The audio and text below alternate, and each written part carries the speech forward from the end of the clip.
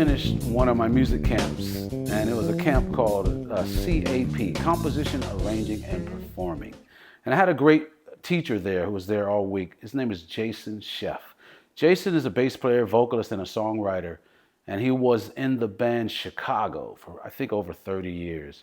And he kept saying, he was talking about one of our other instructors, Dave Welch, who teaches a reading class at our theory camp.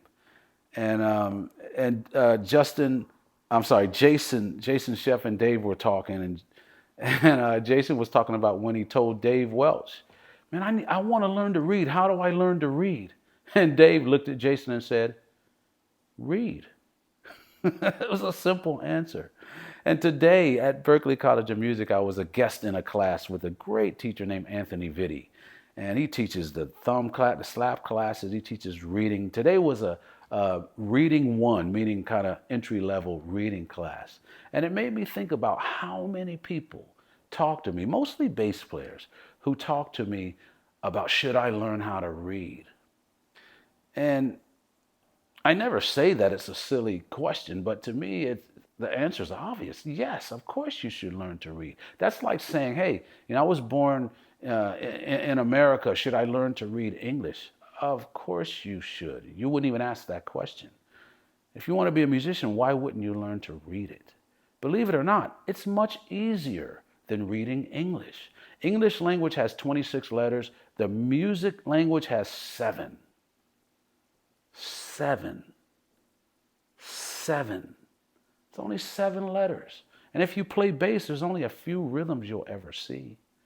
It's not that difficult.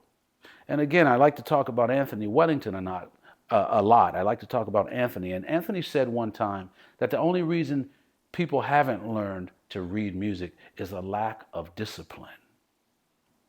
I kind of agree with that. Reading is really easy. Now, getting good and better takes practice, and it's a never-ending thing. But just like when you read a story or a book, and you can take a journey around the world just by reading the story in a book, music can do the same thing.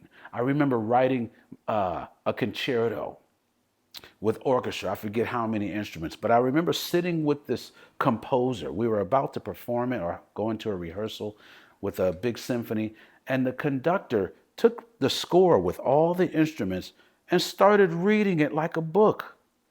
It was like she could hear all the instruments. I wrote it, and I couldn't do that. And she was saying things like, oh, I see where it picks up here. Do you mind if I conduct in 2 rather than 3 or 4?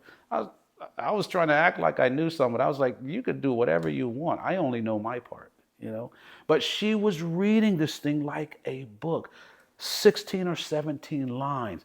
That's what reading can do for you. You can take a journey from your seat.